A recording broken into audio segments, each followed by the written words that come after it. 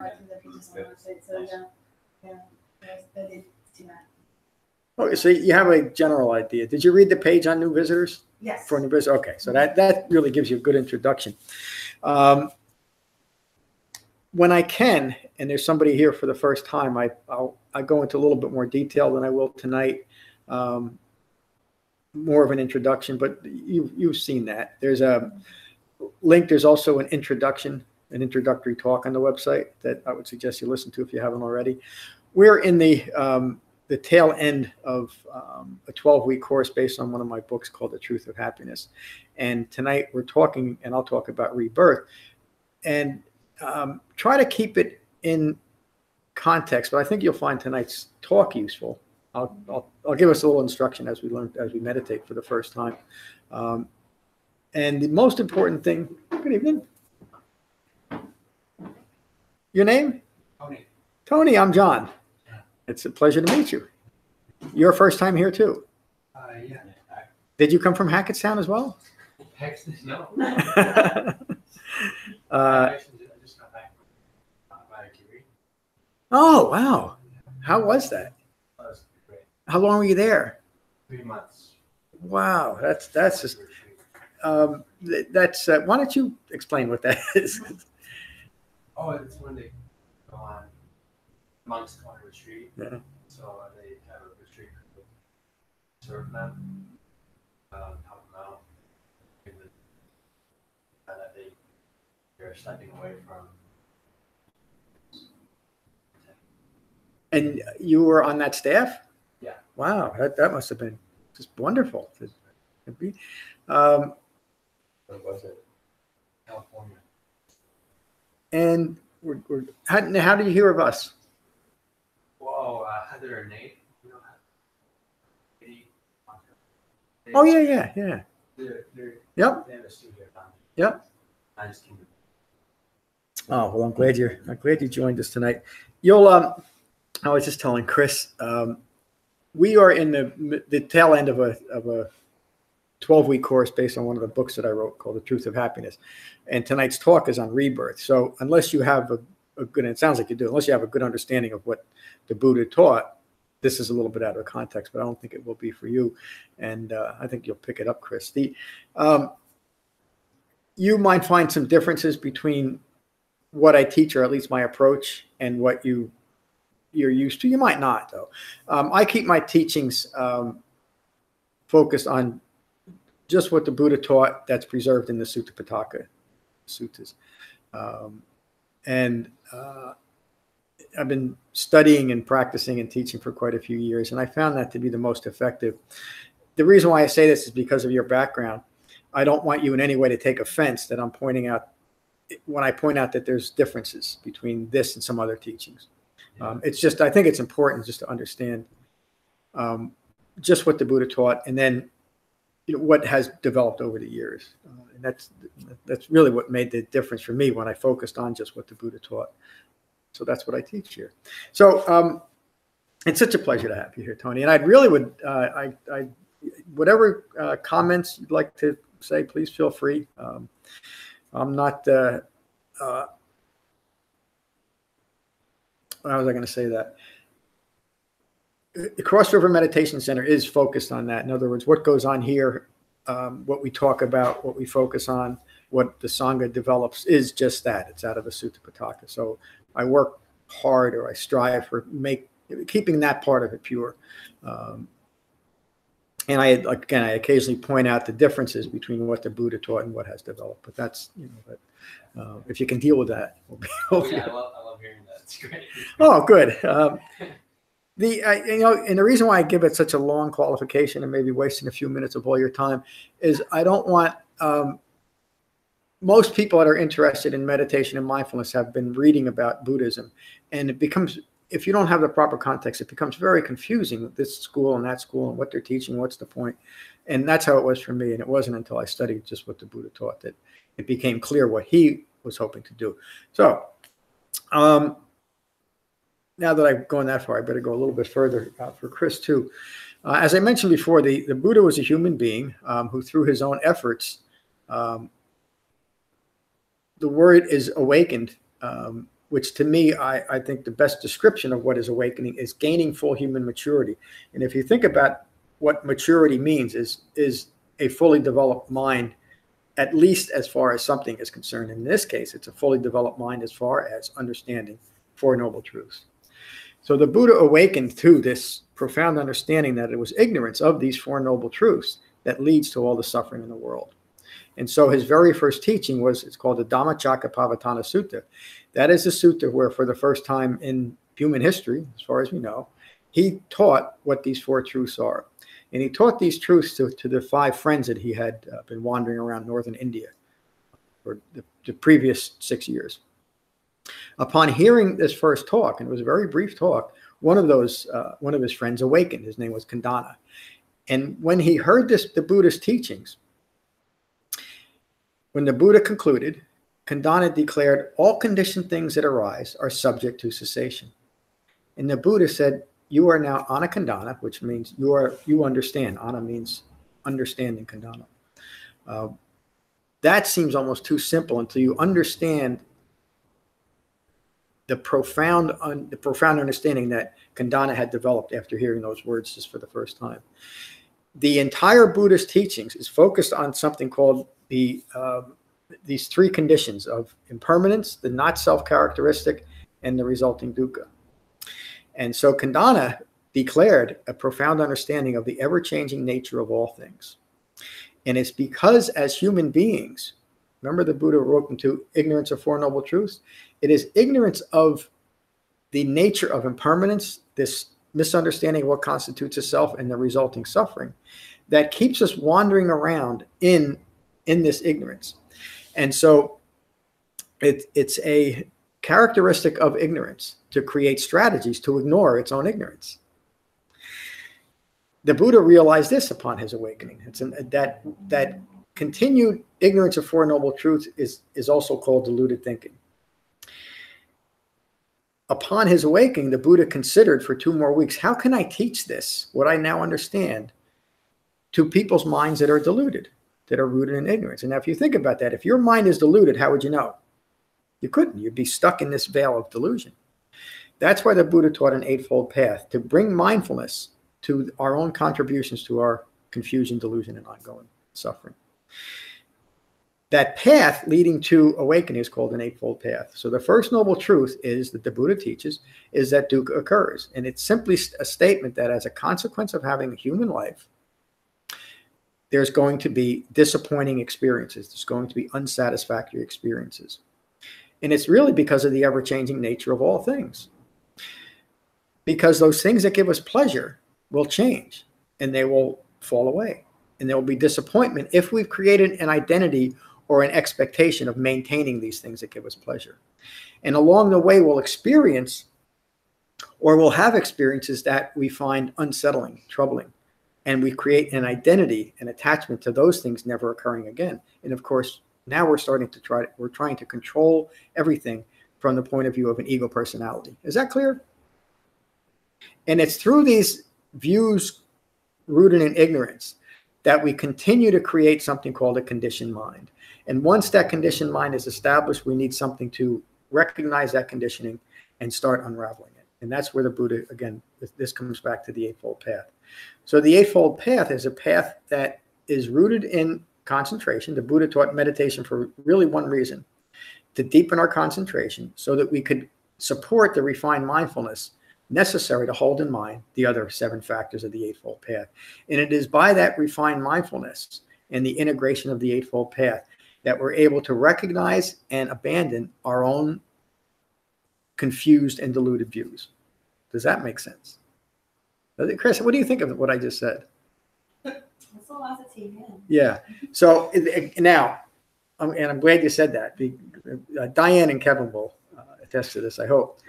You'll hear an awful lot of things. And the reason why I gave that probably seemingly too long introduction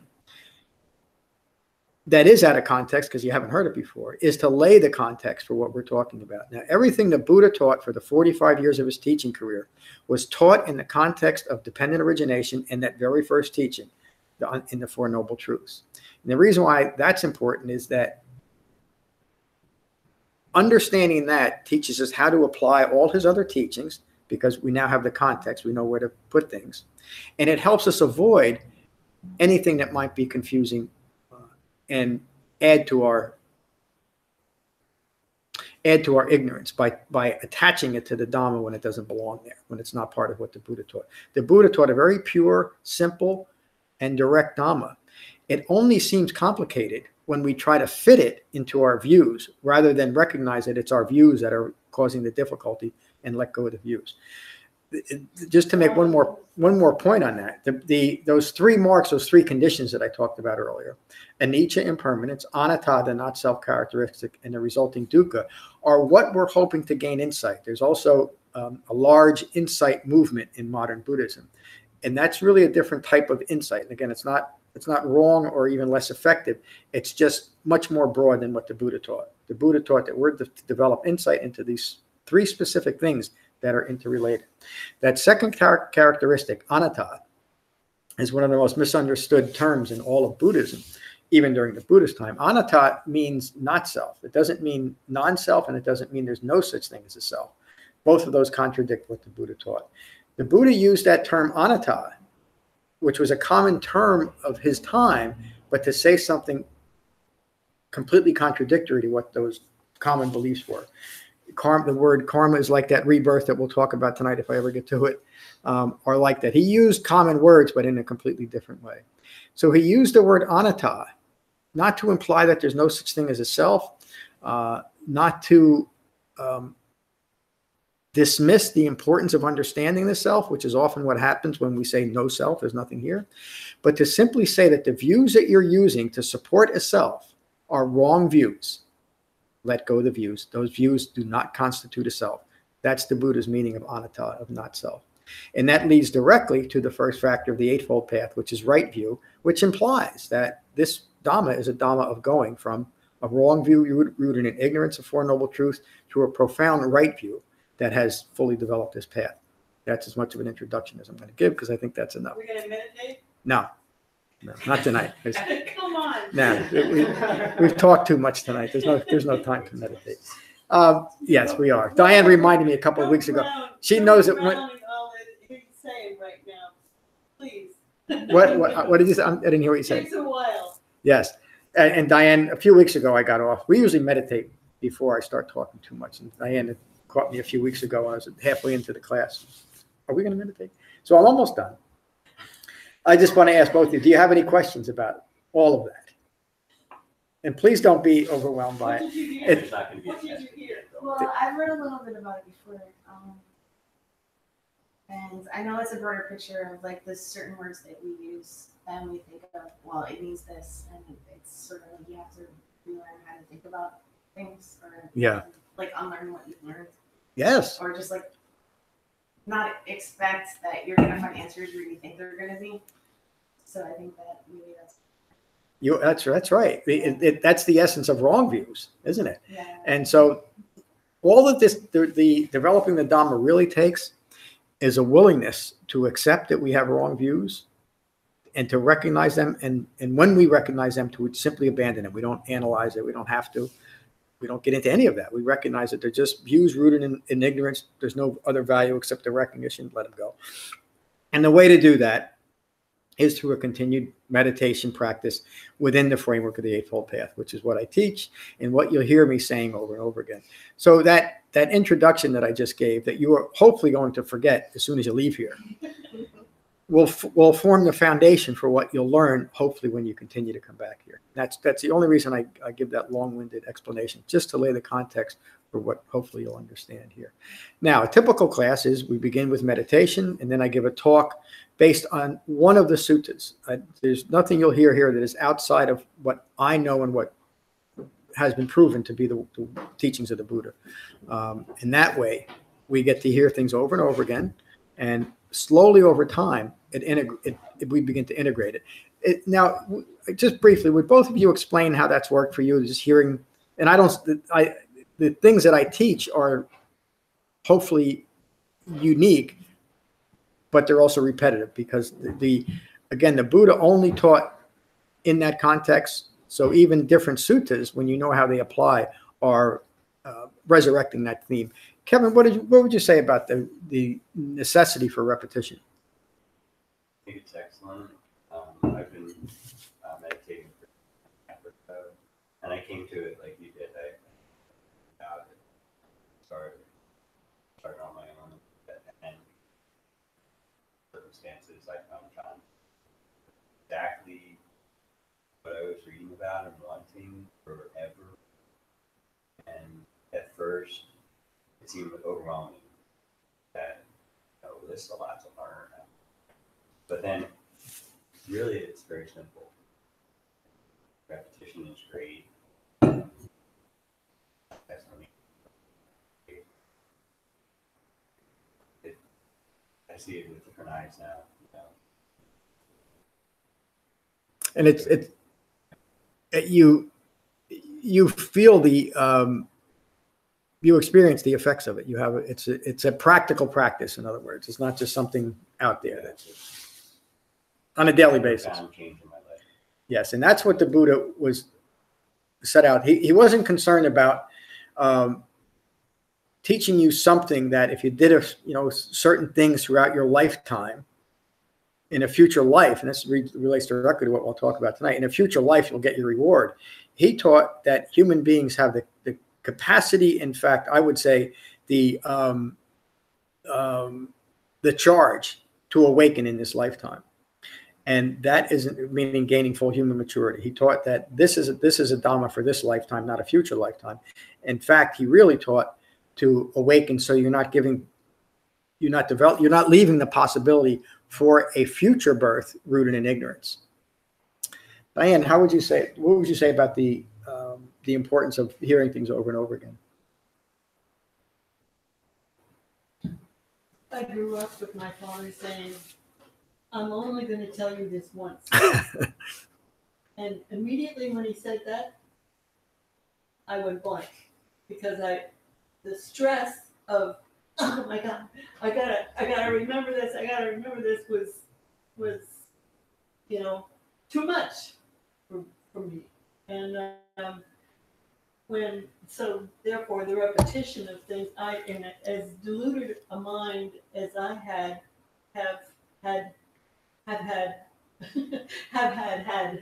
anyway, when I came here and I've been coming to the classes for about 5 or 6 years now, and I feel fortunate in that no way would I have gotten what you got tonight when I first came. He wasn't quite into this part of it. So when people come in that are brand new and it sounds like you need a little bit more, and going to the UU church, I go there occasionally myself. So anyway, you have a little more knowledge than I did. So when people new come in, I get concerned about the Anatan and all that stuff.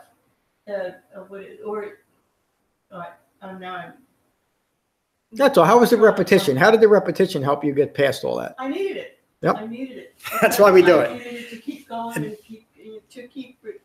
I needed it to undo, to chip little away at the deluded thinking that I had. Yeah, and that's really the main reason for it, because a mind that's rooted in delusion will create these very powerful but subtle strategies to continue to ignore its own ignorance, and that's where it comes up. And well, I heard this before, and this is why I don't think it's going to apply to me, or I heard that before, and it's like a game of whack-a-mole. This aversion or this resistance to understanding the truth of who we are comes up in all kinds of ways, and so that's where the repetition comes in, and you'll understand that. The meditation method I teach is called Shamatha Vipassana meditation. Shamatha means to quiet the mind. Vipassana means to gain insight, and it's that very specific insight into those 3 marks of existence.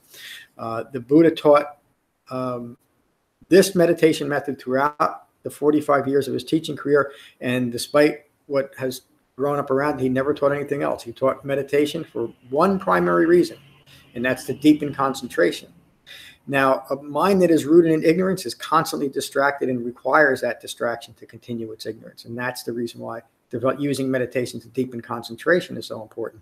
As our minds become more well concentrated, and by the way, that keeps meditation simple and direct too, with just that one goal. Through that well concentrated mind, then we can start integrating these other factors. But we can't do it unless we develop a measure of concentration. It doesn't take long.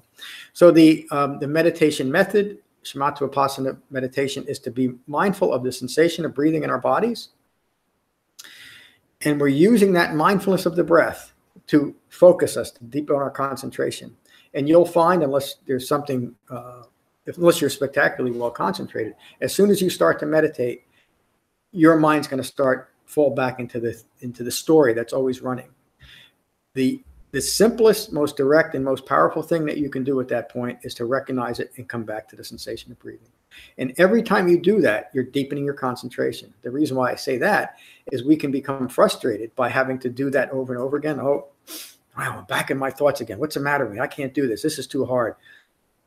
Come back to the sensation of breathing. Even those thoughts that it's too hard or it's too boring or I just don't want to do this are part of the story to recognize the resistance to awakening and come back to the sensation of breathing.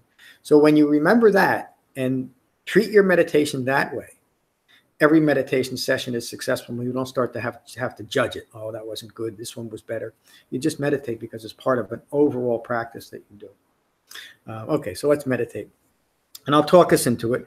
So we close our eyes and close our mouths. And please, Tony, feel free to sit on the floor. And by the way, there's nothing particularly significant about how we sit, except that we sit in a way that we're as comfortable as we possibly can be. I find it to be on the floor. Are you comfortable, Chris? Yeah, you look like you're fine. And Tony, I don't think you need any instruction. You guys bow here?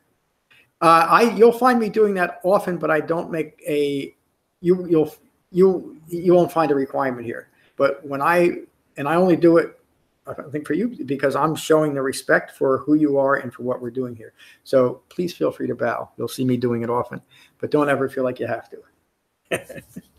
It's not required.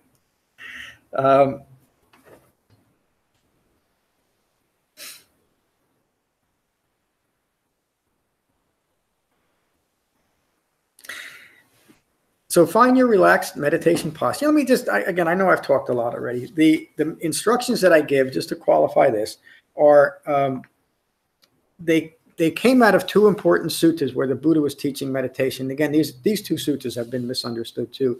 The Satipatthana Sutta, the sutta on the four foundations of mindfulness, and the Anapanasati Sutta, which translates to breath awareness. And in both of those suttas, the Buddha directs us to notice the impermanence first of the four foundations of mindfulness, of the impermanence of feelings arising and passing away and thoughts arising and passing away. And by noticing that from a well-concentrated mind, and by noticing the arising and passing away of the breath in our body, it's a direct teaching on the impermanence of all things. And as we come to integrate the impermanence of our own feelings and thoughts, we stop taking them so seriously. We stop taking life we stop taking life personally and start seeing it more realistically, because there's nothing in life that's personal except that we make it so. Future lives. The most important aspect to understand about rebirth is not what we might give birth to in a future physical life. The Buddha didn't discount that possibility, but he taught that that's not what we want, because a future life is only another life rooted in ignorance. What we want to do is recognize and abandon ignorance in our own minds. So what's most important is what is occurring in this moment and what's occurring within our minds in this moment, because as we deepen our concentration and develop that refined mindfulness of the Eightfold Path, then we are giving birth to the next moment rooted in that understanding.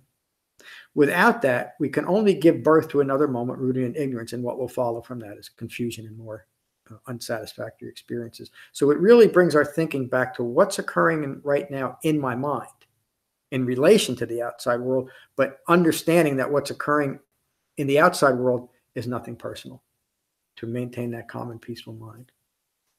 And that's really the important thing to remember about rebirth. What am I giving birth to in the next moment? And that, if we are developing the Dhamma, hopefully what we're giving birth to in the next moment is something that's moving us towards awakening rather than continuing our own ignorance.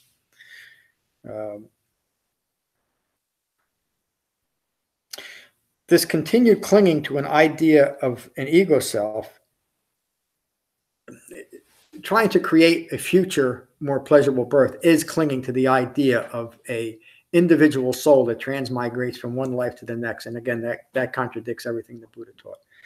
He taught that what constitutes a self, and this relates back to anatta, what constitutes a self is always in a continual process of becoming. And so the question is, becoming what? If what I'm mindful of in this moment is rooted in ignorance, I can only become further ignorant. If what I'm holding in mind in the moment is rooted and framed by the Eightfold Path, then I can become awakening. And that's the important understanding of what we're going to become and what this moment holds, the potential of each moment. The Buddha said upon his awakening, describing his awakening, "This was the third knowledge I attained in the third watch of the night." The third watch of the night is typically the late, not typically, it is the late morning just before dawn. Ignorance was destroyed. Notice the first thing the Buddha teaches and teaches us to recognize is the most important thing. Ignorance was destroyed. The Buddha he's not talking about anything mystical, magical, otherworldly. Ignorance was destroyed. Knowledge arose. Knowledge arose about what? Knowledge arose about these four truths. Knowledge arose, darkness was destroyed. Yes, and he's declaring enlightenment. Darkness was destroyed. Light arose, as happens in one who is heedful, ardent, and resolute. He didn't notice again one of the things that I've learned about reading the suttas is that the Buddha never wasted a word. It said that he gave 84,000 discourses. It's a lot of talking. And his consistency of what he was talking about is remarkable when you read it. I'm going to read that again. Light arose, as happens in one who is heedful, ardent, and resolute. He's not talking about just himself, is he? He's talking about anyone who is heedful, ardent, and resolute. Those are words that he uses in those two suttas I just mentioned, and he mentions that all. Heedful means mindful. Ardent means focused on the Eightfold Path. And resolute means that we have resolved to develop the Dhamma. And one who is ardent, heedful, and resolute. Then he says, birth is ended, the integrated life fulfilled. Now when I do my translations from the suttas, and you hear the word integrated, the word is usually the holy life. But to me, the holy life points to a holistic life. Remember, that's it. Even the words are translated from Pali, usually to German, sometimes to Italian, and then to English. So there's some changes in there. But what we're talking about is integrating the Eightfold Path as this holistic life. The integrated life is fulfilled. The task is done. Notice that last line, the task is done. There's many teachings that there's really nothing to do except to experience our own nature. Well, that might be possible, except the Buddha never taught that. He taught that there is an important task to do, and that's to develop the Eightfold Path. That's the task. Here he's declaring, in this one who has been ardent, resolute, and heedful, they have accomplished the task. The task is now done. Then he concludes that, for me, there is nothing further for this world. So what does that mean? When the Buddha awakened, I keep looking at that because I want to get a shot. There's often pictures of the Buddha with his hand right over his solar plexus, pointed up, and his right finger touching the ground, and with those words. The integrated life has been lived. The task is done. For me, there is nothing more in this world. And he touches the ground to signify, you can't see what I'm doing, he's touching the ground, to signify that he has overcome the world's bait. He has left the world behind. And that's what he's declaring. And then he says, for me, there will be no future births. It points directly to the purpose of the Dhamma, to cease creating the conditions. Now, the Buddha isn't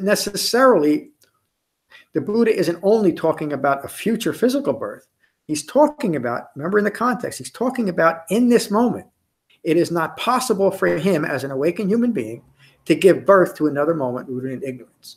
And that's the importance of the Dhamma, to awaken in this moment, in this lifetime. And we can do it by remaining heedful, ardent, and resolute within the framework of the Dhamma. Any questions?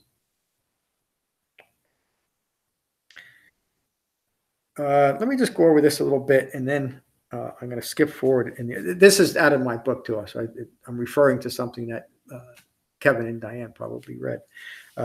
Reincarnation is the belief that an individual and permanent soul travels throughout time as the same spiritual entity, appearing in a different physical body life after life. That's a typical, I mean, that's what you understand as reincarnation, right?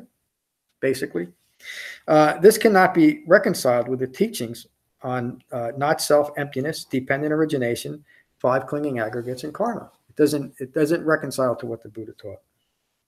The self that would reincarnate has been shown to be an impermanent aggregate of physical and mental factors sustained only through the present instant by craving and clinging, meaning we insist on maintaining this view we have of ourselves as who we are, despite all the evidence that it can't be true, despite all the struggles that it brings us. And it takes a little bit of concentration and understanding to see that. But that's the point, that the views we're holding of ourselves are wrong views. We have to recognize and abandon those views.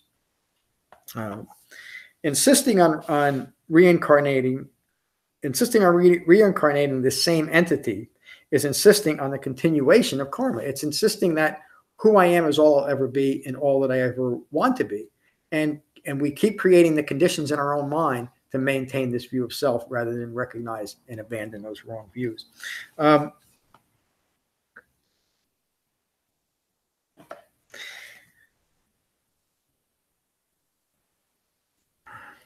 I'm just thinking about keeping it.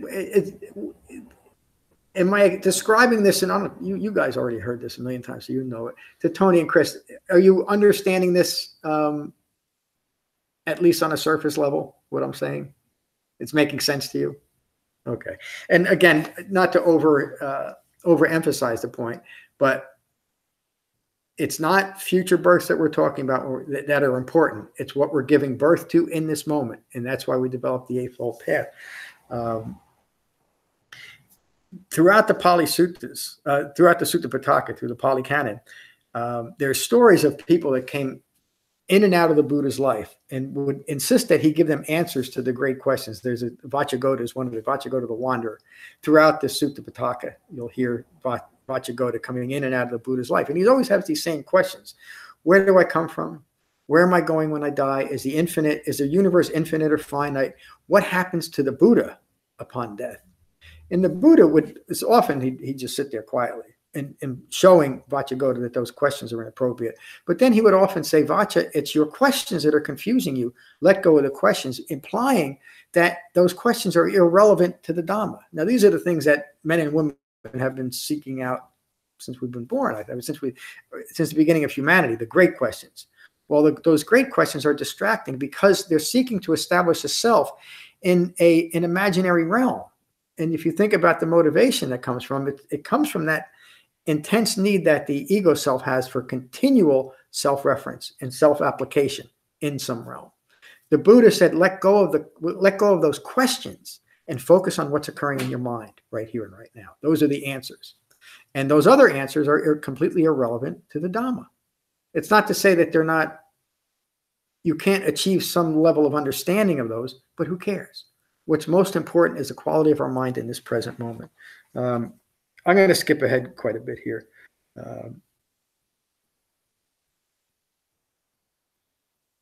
The Buddha described dukkha and consistently throughout his teaching career as birth is suffering, sickness is suffering, old age is suffering, not getting what is desired is suffering, receiving what is undesired is suffering. You're kind of describing life and inescapable parts of life, isn't he? He would always conclude that by saying, in short, the 5 clinging aggregates are suffering. And I'm not going to, that's probably going to even make this more confusing, but just the 5 clinging aggregates are a description of the personal ongoing experience of suffering. And that's all you need to know.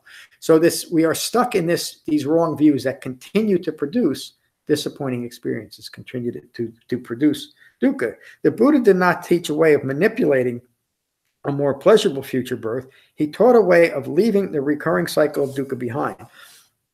So if the Buddha taught a way of ensuring simply a more future birth, all that we're carrying into that future birth is that ignorance. He recognized that ignorance is the problem, not where we might be in a future lifetime. Ignorance is affecting us in this moment. And he addressed that problem of ignorance through the Eightfold Path. So let me go just a little further. My words, karma is the present unfolding of past intentional acts moderated by present mindfulness. That means that whatever the energetic that's carrying us into this moment can be, the effects of it can be altered by what we're holding or moderated by what we're holding in mind. And if what we're holding in mind is the framework of the Eightfold Path, now we're inclining our karma towards awakening and away from continued ignorance. Is that clear? Okay. In order to cultivate the path, to end craving and clinging, and to bring dukkha to cessation, giving birth to another moment of clinging to objects, views, and ideas is simply unskillful. Clinging to wrong views is unskillful. But the difficulty in doing this is accepting that the way I'm looking at the world in relation to myself is a wrong view. It's not rooted in reality. And that's such a difficult thing for an ego self to accept, to simply admit that its views are wrong, despite all the evidence to the contrary. We probably wouldn't be here if our lives were running perfectly, would we? We recognize that there's something missing. Some of us, it's just that. My life is wonderful, but there's got to be more to it than this. And sometimes it's just, I'm so sick of suffering, I got to figure something out. But something drives us to look at something in a different way.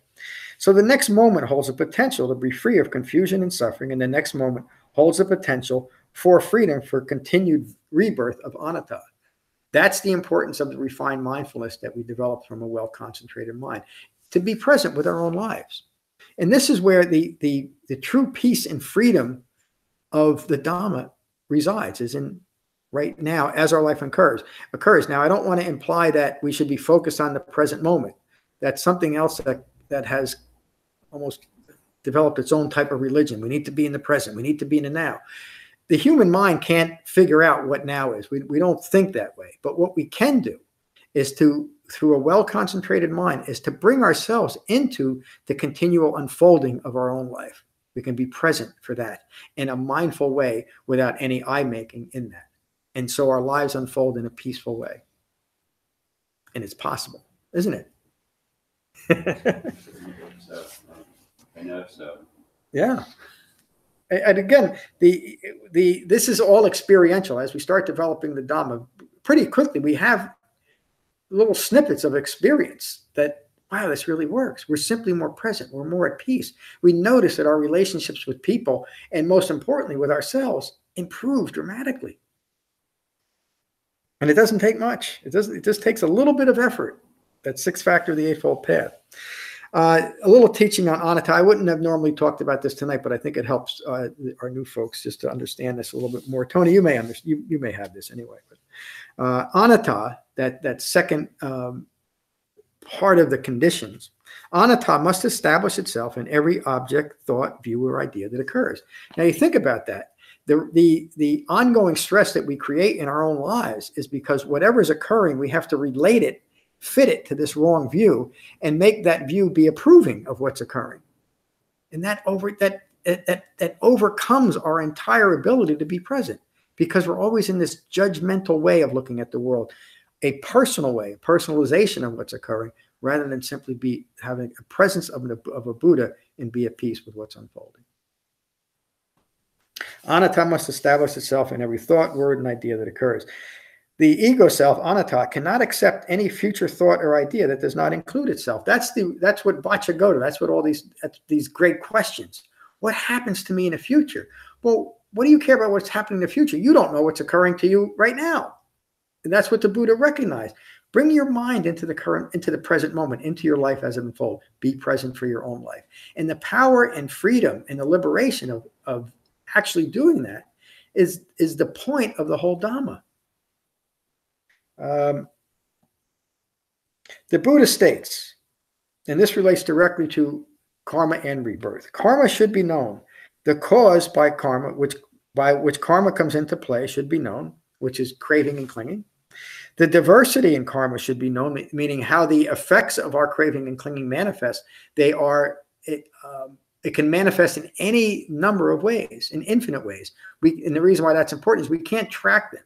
We simply have to recognize that dukkha is occurring in our life as a result of a misunderstanding of who we are in relation to the world. And that's enough to incline our minds towards awakening. The result of karma should be known. The cessation of karma should be known. That's the most important thing. And how do we create the cessation of karma? Is through the Eightfold Path. The Buddha concludes by saying, intention, I tell you, is karma. Intending, one does karma by way of body, speech, and intellect. And what is the result of karma? The result of karma is of three sorts. That which arises right here and now, that which arises later in this lifetime, and that which arises following that. So here the Buddha is not discounting a future life, but he's giving us a warning. If you don't deal with what's occurring right now, you're simply setting yourself up for endless suffering. Take control of your lives. Take control of your minds right now. And this is how you do it, through the Eightfold Path. So there's a little more in this that I covered Tuesday night if you want to listen to it. But I want to stop there just to put this a little bit more into context for Tony and Chris. I've talked a lot about things that are probably confusing, especially to you, Chris, because it's the first time you're hearing it. What's most important to remember about this is that a human being developed this Dhamma. He taught it for 45 years. The way it's been preserved for 2,600 years, and again, I won't get into that, but there's information on the website about how it has been preserved and that we can trust the preservation in that. But most importantly, he taught this simple Dhamma was to be experienced directly, and it's through that direct experience that we can judge the efficacy of it. Does it really work for me? And so throughout his teaching career, he used this word ehepasika, which means come and see for yourself. But what it really means is if you want to understand this, you must come and see for yourself. You must develop the Dhamma. But very quickly, you'll understand. It doesn't take too long to realize, I think this really works for me. And that just reinforces your own enthusiasm for it. The Eightfold Path is right view, right intention, right speech, right action, right livelihood, right effort, right mindfulness, and right meditation. Using that word right, and remember this is translated from Pali, I could just as easily as use the word appropriate or skillful, meaning appropriate view, appropriate intention, or skillful view, skillful intention. But right view kind of gets right to the heart of the matter. It implies that there's such a thing as wrong view, wrong intention, wrong speech, etc. And there's a clear distinction between how we live and think within the framework of the Eightfold Path and how we live outside of the Eightfold Path. And so the Eightfold Path, once we integrate it into our lives, becomes a natural expression of who we are. And so the freedom that comes from that is we no longer have to be second guessing ourselves in relation to the Dhamma or relation to just the world at large. We understand that we're living our lives well integrated. We're living that holy life, that holistic life. Okay, that's it. I think that's enough on rebirth and the rest of everything tonight. Thank you for listening to the Dhamma. Now, usually what we'll do, and we'll do this at every class, is now we'll go around the room and I want to hear what you have to say about your practice, if you have any questions or comments about the Dhamma. And now is the time to question me if you don't believe what I had to say. So it's okay to question the teacher, by the way, except you, Diane. I'm just kidding. Tony, good to see you. Welcome to our Sangha. I'm so glad you joined us tonight. Yeah, thank you. Thank you for having me. Very, very good to have this kind of thing in the world.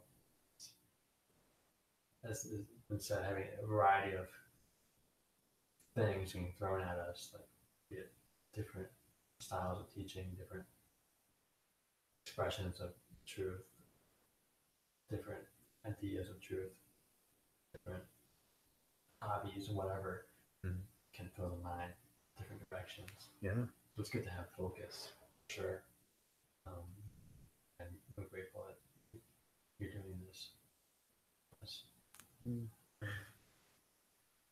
we're grateful you're here. I'm so glad you joined us. I'm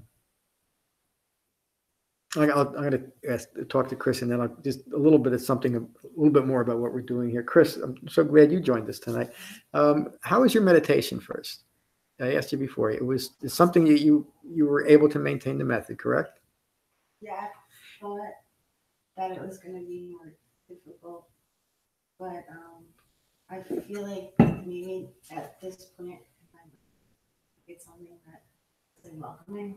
Like it felt warm, it felt light, it felt like right. Yeah. It was a lot more peaceful than I thought it was going to be. Yeah, good for you. Did the 20 minutes seem hard to do, to maintain it for 20 minutes? Not. I just thought it was going to be different. Good. The reason why I ask is that 20 minutes is a long time for most people for a first sit. Not necessarily so, and you're a good example of that. Again, the reason why I ask is if you're going to start practice at home, and I hope you do, it's best to start with shorter, smaller periods of meditation, 2, 3, 4, 5 minutes, until you're comfortable with that. And if you can do that twice a day, very quickly you're going to have a well-established meditation practice. If you're comfortable going longer than that, that's fine too. But don't feel that you have to meditate 20 minutes right off the bat. You don't have to. I don't know that I'm going to be able to do it alone. It was like a lot easier with other people. It is. That's why I'm saying it. Yeah. Yeah. So again, one of the reasons why we have this is most people feel that they need a Sangha in order to deepen their meditation practice. In fact, I've met very few that were able to develop a solitary practice that was successful. So it's short periods of meditation twice a day. And if you can do that around 12 hours apart, it just provides a nice balance to a 24-hour day. There's recordings of this meditation, just the way I described it tonight, on the website under guided meditations from 5 to 45 minutes. So you can use that to guide your practice. And you've been on the website too. So there's, and again, I try to organize the website as best I can, but even that can get overwhelming. But if you look at the drop-down menu at the top, it has all the different subjects. You started with for new visitors. That's a good place to start. And then maybe just work your way through the Four Noble Truths and the Eightfold Path. There's talks associated with almost every article. I've written a couple of books that are out there. I'm not trying to sell books. And in fact, if you want me to give them to you, I will. But that gets into a little bit more detail, obviously, of what we do here. And we have retreats a couple times a year besides our classes here. So our next retreat is in 5 or 6 weeks. It's coming up. Those are a time to spend 4 days really immersed in the Dhamma. And the other thing I would say is that if you can keep joining us, it's the Sangha. Ananda, who is the Buddha's cousin and was his chief attendant for the last 25 years of his life, heard every sutta the Buddha ever gave, asked the Buddha one day, and he was kind of full of himself. He said, so, cuz, what's the most important thing in the Dhamma? And Ananda's waiting for this grand answer. The Buddha looked at his cousin and said, Ananda, the most important part of the Dhamma is the Sangha. We can't do it alone. And I really found that to be true. And we are so fortunate that what's developed here in Frenchtown, it's really marvelous. There's 3 classes a week, and our Tuesday and Saturday classes seem to be more well attended than our Thursday classes, although it changes. And the only reason I say that is if you're comfortable with a small class, Thursday night's usually the time to come. But the Tuesday and Saturday Sanghas, the benefit of that is you'll hear a lot of different people talking about how they integrate the Dhamma in their life. And that's really helpful too. So, and welcome both of you. I hope you continue to join us. And always feel free to contact me through the website if you have any questions or anything. Kevin, good to see you this evening. Good to see you, Tom. Thank you. That was a great review, and it was great to talk about reincarnation and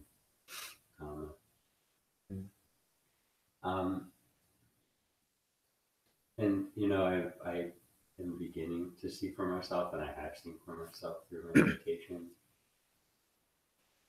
And I'm agnostic about reincarnation. It just I think most of us human beings I don't know if we can know if there is. The Buddha alludes to it. It was out of his tradition. People still talk about it. And I've actually never really wanted it. I thought, you know, that I'd rather be gone or rather be done at the end of this. Yeah. And I'm hoping that in taking to the Dhamma and I can see how it is and can be a pathway to the end of rebirth. Mm. But I think about, you know, there's in the suttas, there's talk about a once returner, you know, a dream enter, a once returner, and then the rest who will keep continuing to return. And the only way I sometimes begin to think, well, maybe I do hope there's rebirth, because if I don't have the time in this life to awaken, then at least I'll have another chance. And maybe I can come back and awaken that time. And there's no way to know. Well, the Buddha guarantees that. Yeah. That's the right way to look at it. There's a task at hand, and we should accomplish the task, and we can do it in this lifetime. And again, for the new folks, and I think mostly Chris, this might sound a little bit like we're talking about annihilation.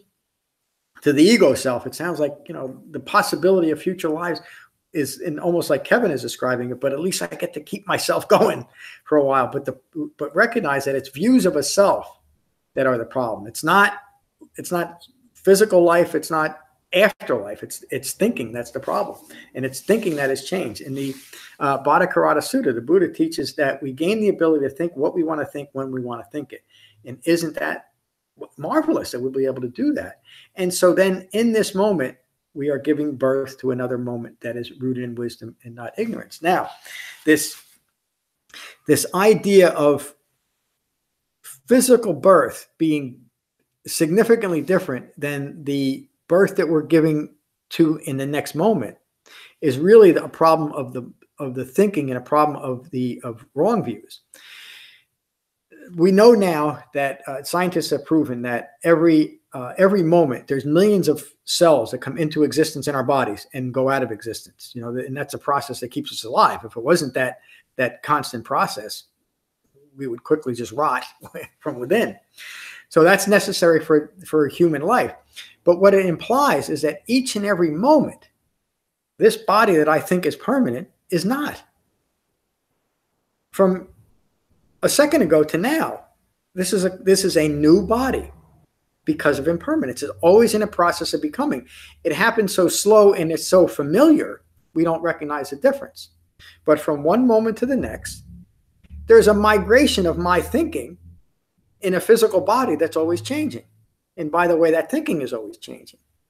That is the same thing that occurs from a physical death to the next physical life. It's just a period of time that's different from one moment to the next or from one life to the next. It's still a continuation of consciousness rooted in ignorance. And that's what we're hoping to end. And that's the only reason why the Buddha referred to rebirth, but with the idea that what you're giving birth to in this moment is the most important thing. And Kevin touched on something else. The Buddha referred to rebirth/reincarnation mostly because he had to. In other words, it was such a common belief and a common so-called spiritual belief that it had to be addressed so that he could take that wrong view that there's something valuable in manipulating a future pleasurable birth that only continues ignorance if that's what we're focused on. And that's what people were doing. And they did all types of different things, much like they do today, doing things to appease the spiritual system or a God to ensure a better future rebirth rather than addressing the issue of what's at hand, is my confused thinking. Diane, good to see you tonight. Thank you. Thank you. Thank you for being here doing this so steadfastly, sir. I always say, what else would I do? Yeah, but it's changed my life. Your Mine too. Steadiness. Thank you.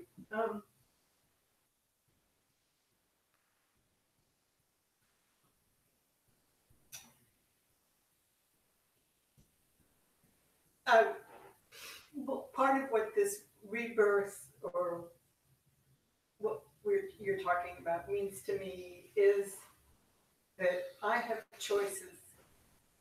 And I don't think I ever realized. I mean, I've heard this thing, change your thinking, change your life, all along, for a lot of years now, but I didn't really quite get it. And I keep getting it increment by increment, that I can, and this is the rebirth kind of thing, I can continue self-battering. I can continue projecting that it's going to be a bad day. I can continue a lot of things in my life. Or I can accept the moment as it is, good or, and this is what I think I really love about Buddhism, or the thing that the way of thinking of it is that it's a new way of thinking. I can give birth to how do I say this? I have choices. I guess I've said it. Yeah. I can keep doing the same thing over and over again, or I can take it. That's what I like about the meditation part of it, and the whole eightfold, the whole shamil, is that I can take a breath, and I do this all day long. I can catch myself now thinking something poopy, and I'll take a breath. I say, okay, you can take a breath now. And one of the things I thought that you taught early on was that every time I take a breath in the middle of one of my stories, I weaken the story. Yep. And I love that. It's taken me a long time to weaken some of the stories, and some of them have gone poof a little bit, or dissipated. The narrative stay, but the story, the emotions, and the whatever junk is behind the story leaves. That is such a, baggage reliever kind of thing. So,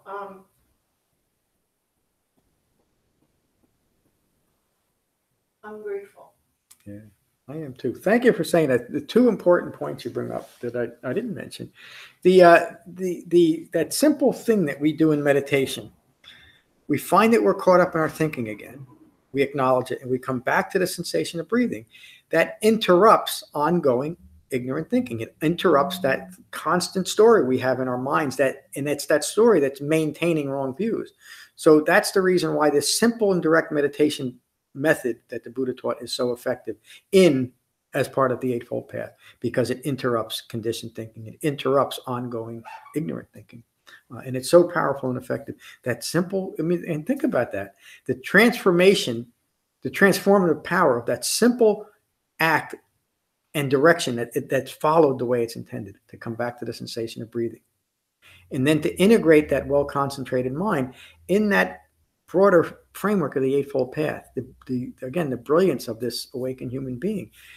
And every one of those factors is necessary, but there's nothing extraneous in all of those factors. In other words, everything we do as we develop the Eightfold Path relates directly to awakening. We're not engaging in anything that could possibly lead to more distraction, as long as we maintain that integrity. And the other thing that Diane brought up, and if you come to my classes, you hear me say it, maybe to the point of distraction, is to be very gentle with yourself. To truly be a Dhamma practitioner, as the Buddha taught, begins with being gentle with ourselves, to let go of any harsh judgments we have of ourselves, and certainly in relation to how we're practicing.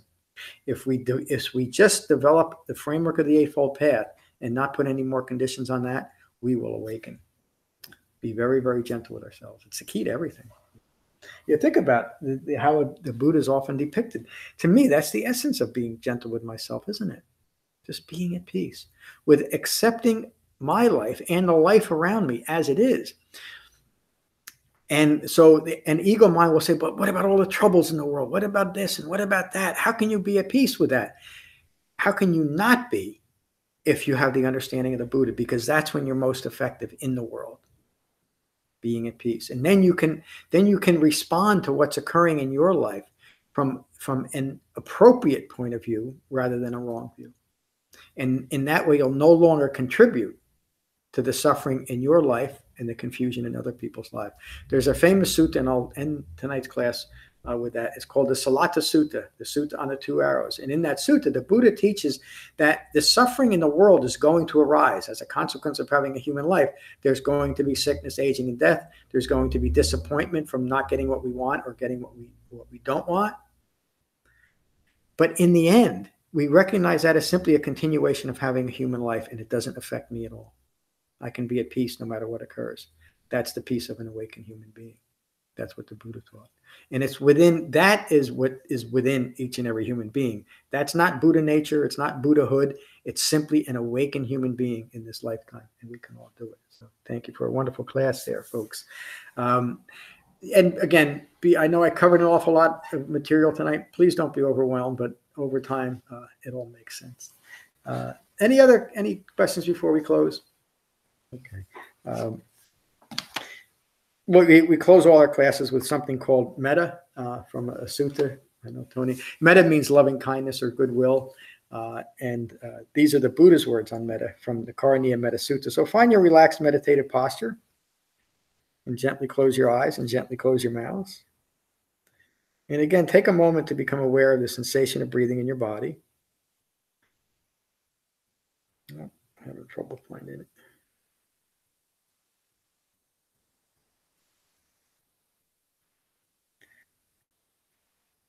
Becoming mindful of the sensation of your body, breathing in your body, becoming mindful of your in-breath and your out-breath. And these are the words of the Buddha from the Karaniya Metta Sutta. This is what should be done by one who is skilled in goodness and who knows the path of peace. Let them be able and upright, straightforward and gentle in speech, humble and not conceited, contented and easily satisfied, unburdened with duties and frugal in their ways, peaceful and calm and wise and skillful, not proud or demanding in nature. Let them not do the slightest thing that the wise would later reprove. Wishing, in gladness and in safety, may all beings be at ease. Whatever living beings there may be, whether they are weak or strong, omitting none, the great or the mighty, medium, short, or small, the seen and the unseen, those living near and far away, those born and to be born, may all beings be at ease. Let none deceive another or despise any being in any state. Let none through anger or ill will wish harm upon another. Even as a mother protects with her life her child, her only child, so with a boundless heart should one cherish all living beings. Radiating kindness over the entire world, spreading upwards to the skies and downwards to the depths, outwards and unbounded, freed from hatred and ill will. Whether standing or walking, seated or lying down, free from drowsiness, one should sustain this recollection. This is said to be the sublime abiding. By not holding to fixed views, the pure-hearted one, having clarity of vision, being freed from all sense desires, is not born again into this world. Thank you all for a wonderful class tonight. Peace.